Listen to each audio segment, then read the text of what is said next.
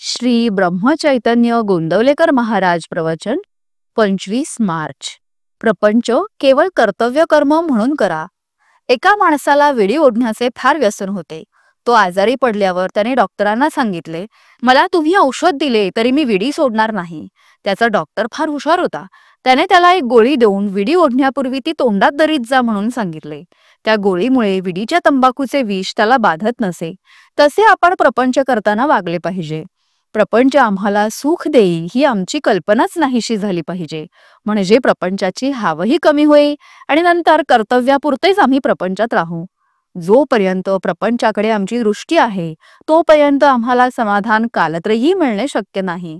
प्रारब्धाने प्रपंच आला आहे तो कर्तव्य कर्म म्हणून करीत जा, पण त्यात सुख मिळणार आहे या कल्पनेने तो करू नका. प्रपंची लोकांचा स्वभाव फार विचित्र आहे. त्यांना खरे सांगितले तर ते आवडत नाही. वास्तविक आपण प्रपंचातले संबंधी लोक कामापुरते एकत्र जमतो. 5 जण मिळून प्रपंच बनतो. त्यामध्ये प्रत्येक जण स्वार्थी असतो. मग सुख एकट्यालाच मिळणे कसं शक्य आहे? नुसता प्रपंच तापदायक नाही, आकुंचित प्रपंच तापदायक आहे. आपले खरे समाधान भगवंताजवळ आहे ही कुळगाड पक्की बांधून प्रपंचात वागा. ज्याप्रमाणे व्यापारात नफा व्हावा म्हणून व्यापार करतात, तो होत नसेल तर व्यापारात काहीच तथ्य नाही. तसे प्रपंचात समाधान हा नफा आहे. तो जर मिळत नसेल तर प्रपंचाचा लोभ धरण्यात काय फायदा आहे?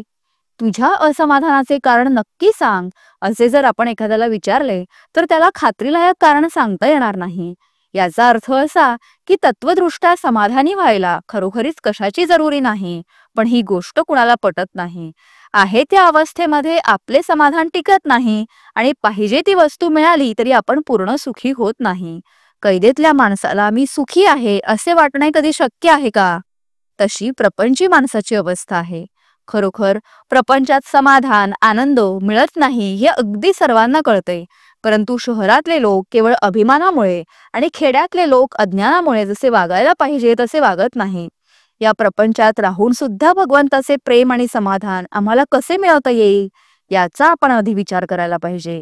नामाच्या सहवासात राहिल्याने देहावरचे प्रेम आपोआप नष्ट होईल आणि मग देहाने मांडलेल्या प्रपंचावरचेही प्रेम कमी होईल आणि पुढे त्याला सर्वत्र परमेश्वरच दिसेल. बोधवाक्य: प्रपंच सुखाचा करणे याचेच नाव परमार्थ होय. जय श्रीराम.